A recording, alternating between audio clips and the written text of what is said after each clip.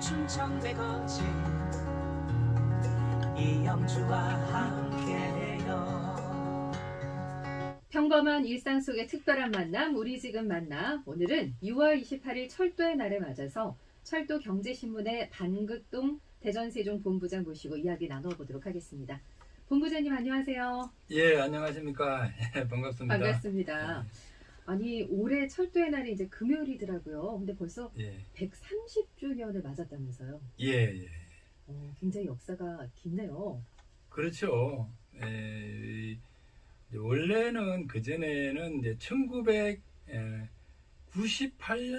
89년도를 기준으로 했을 때 지금 125년이었는데, 그때 9.18 해가지고 이제 철도의 날 했는데, 네. 이 앞에 이제 정부에서 그보다 더 먼저 정부의 기관으로서 철도가 형성된 것이 의정부 공무암무국 이렇게 생겼어요. 네. 그게 이제 1894년도 6월 28일에 생겼어요.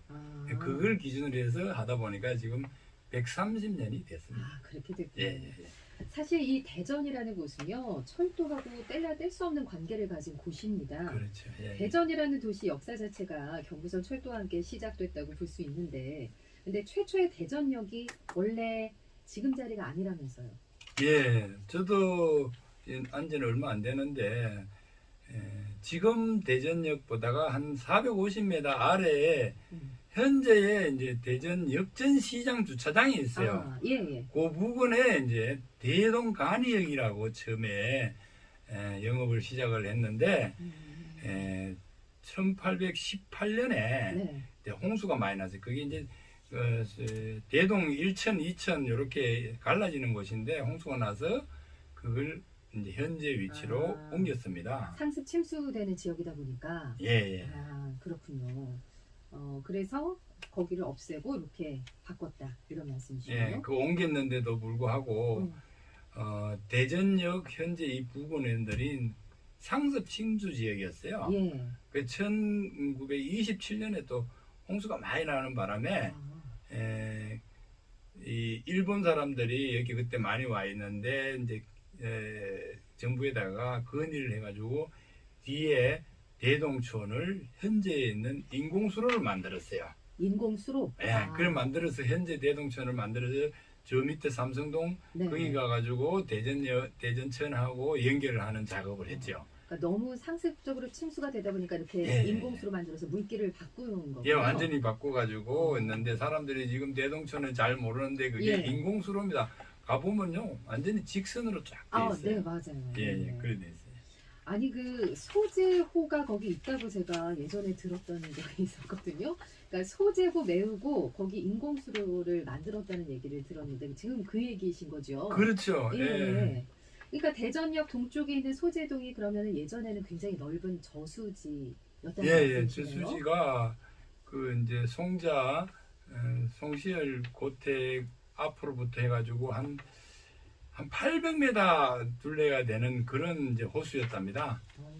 그 호수를 지금 현재 대동천 거의 중강 정도로 해가지고 이제 가로질러서 메우고 이제 호수를 만드는 셈이지요. 그러니까 호수가 꽤 큰 호수였나 봐요. 예, 지금 뭐 축구장 한 6배, 7배 정도 되는 그런 호수로서 충청 이 지역에서는 가장 큰 호수였답니다.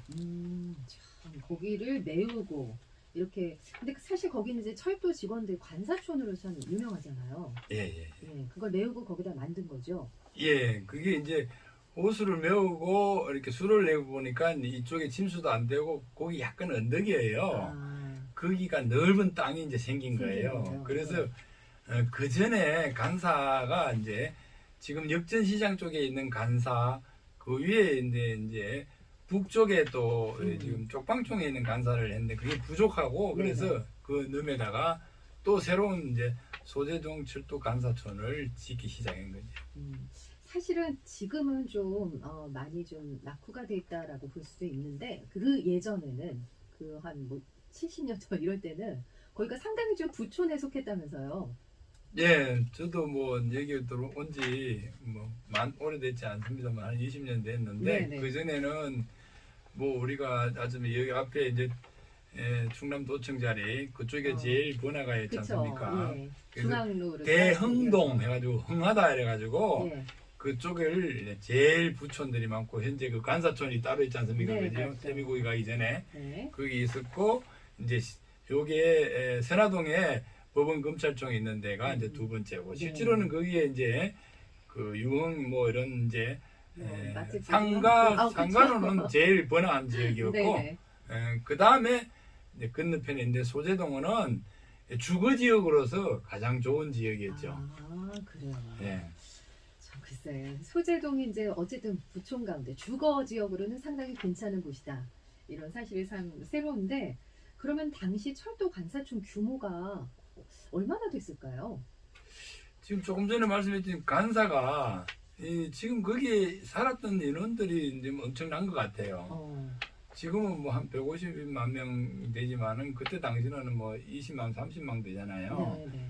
그 중에 뭐 한 제가 볼 때는 한 20, 30%는 철도 직원이 아니었나 싶어요. 아, 네. 그래서 아까 이제 역전 그게도 하고 거기는 조금 간부들 그다음에 이제 지금 쪽방촌에 있는데 지금 다 없어졌는데 네. 거기는 이제 중간 간부들이 살았고 그 놈에는 직원들 위주로 소재동 위주로 살았는데 지금 대전기관차 사무소 창고 없어진 창고 요게 이제 옛날에는 야구장까지 있었다 그러더라고. 야구장도 있었어요. 예, 와.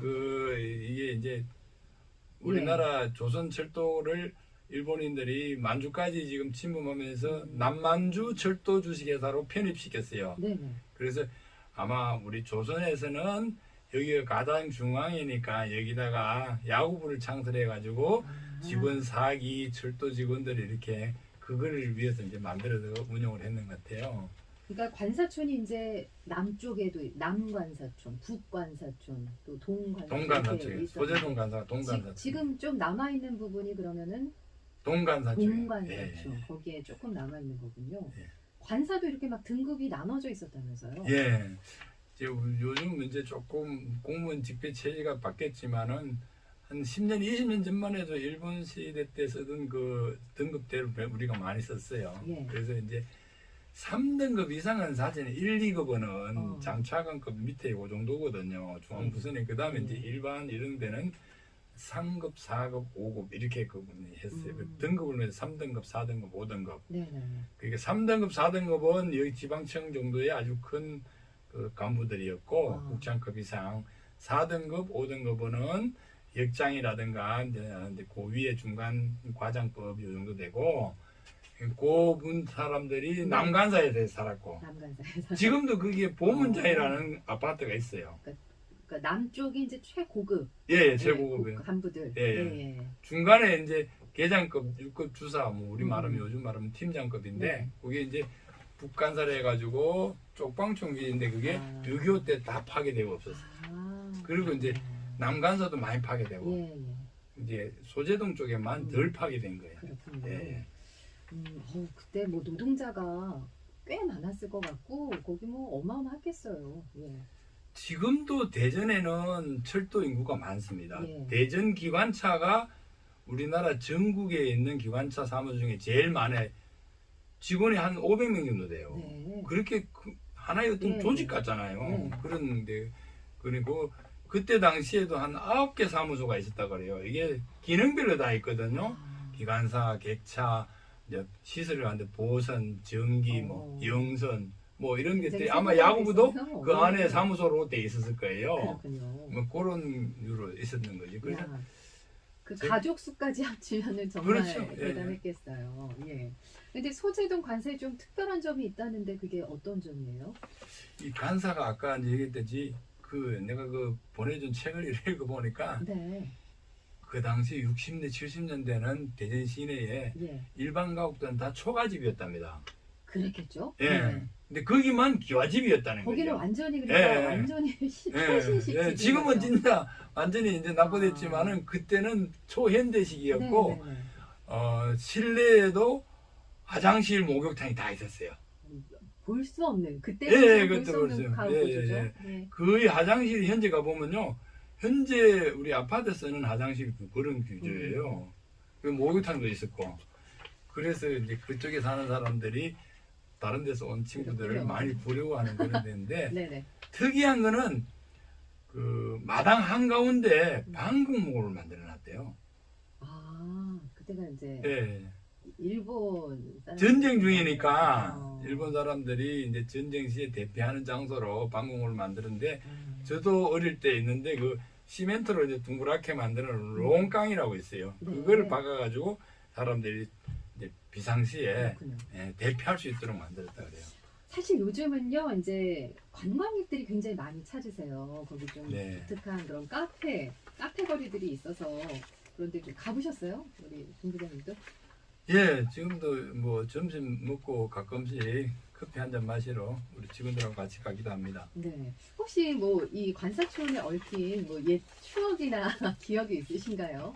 저는 이제 여기 2008년도에 예. 쌍둥이 빌딩이 철도 쌍둥이 빌딩이 이사 오고 난 후에 네네. 그쪽에 이제 저녁 때 이제 가끔씩 식사하러 가는데 아, 그때 이름이 생각나는데 영화 철도 식당이라고 있었어요.